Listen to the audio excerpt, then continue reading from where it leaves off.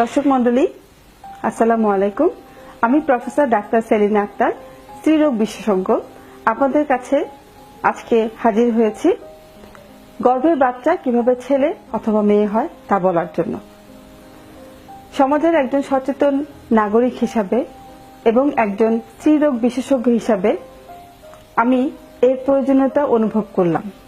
কারণ ইদানিং internet, YouTube এবং আরো কিছু সোশ্যাল নেটওয়ার্কিং এ এমন কিছু কুসংস্কার আচ্ছন্ন কথাবার্তা এবং ভিডিও আমি দেখেছি, যা দেখে আমার মনে হয়েছে যে একজন স্ত্রীরোগ বিশেষজ্ঞ হিসাবে সবাইকে আমার এই কথাগুলো বলা দরকার।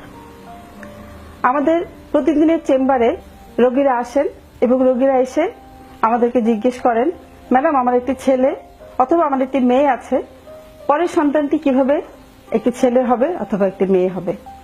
এই প্রশ্নের সম্মুখীন আমাকে প্রায়ই হতে হয়। এই প্রশ্নের উত্তর জানার আগে আমি প্রথমে সবাইকে জানাতে চাচ্ছি একজন ছেলে এবং একজন মেয়ের শারীরিক গঠন অথবা জেনেটিক যে গঠন সেটা কিরকম হয়ে থাকে। আমি একজন মেয়ে, আমার শরীরে যে ক্রোমোজোম আছে তা হচ্ছে XX। অপরদিকে যে একজন ছেলে, তার শরীরে যে ক্রোমোজোম আছে সেটা হচ্ছে XY। মেয়েদের শরীরে যে ডিম্বাণু থাকে তার ক্রোমোজোম হচ্ছে XX।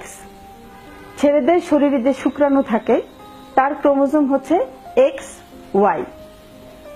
যখন একটি মানব শিশুর সৃষ্টি হয় অথবা জন্ম হয়, মেয়েদের ডিম্বাণু এবং ছেলেদের শুক্রাণুর মিলন ঘটে। মেয়েদের ডিম্বাণু এবং ছেলেদের শুক্রাণুর মিলনের ফলে যদি ছেলেদের শুক্রাণুর X মেয়েদের ডিম্বাণুর X এর সাথে মিলিত হয়, তাহলে এই সন্তানটি হবে একটি মেয়ে। অপরদিকে ছেলেদের শুক্রাণুর Y এর সাথে যদি মেয়েদের ডিম্বাণুর X এর মিলন হয়, তাহলে সেই সন্তানটি হবে ছেলে। দর্শক মণ্ডলী, তাহলে আমরা খুব পরিষ্কারভাবে বুঝতে পারছি ছেলে এবং মেয়ে হওয়ার পিছনে মেয়েদের ডিম্বাণু তথা ওই মেয়েটির কোনো ধরনের কোনো ভূমিকা নাই। যদি ভূমিকা থেকেই থাকে তা হচ্ছে একটি ছেলের ভূমিকা, যদিও সেটা ইচ্ছাকৃত নয়। অনেক সময় আমরা দেখে থাকি গ্রামগঞ্জে একজন ছেলে তার বংশ রক্ষার জন্য শুধুমাত্র একটি ছেলে সন্তানের আশায় একের পর এক বিয়ে করতে থাকে, যেখানে ওই মেয়েটির একটি ছেলে অথবা মেয়ে সন্তান জন্ম দেওয়ার উপর কোনোই ভূমিকা নাই। তার জন্য তাকে প্রতিনিয়ত গঞ্জনা বঞ্চনা সব সহ্য করতে হয়।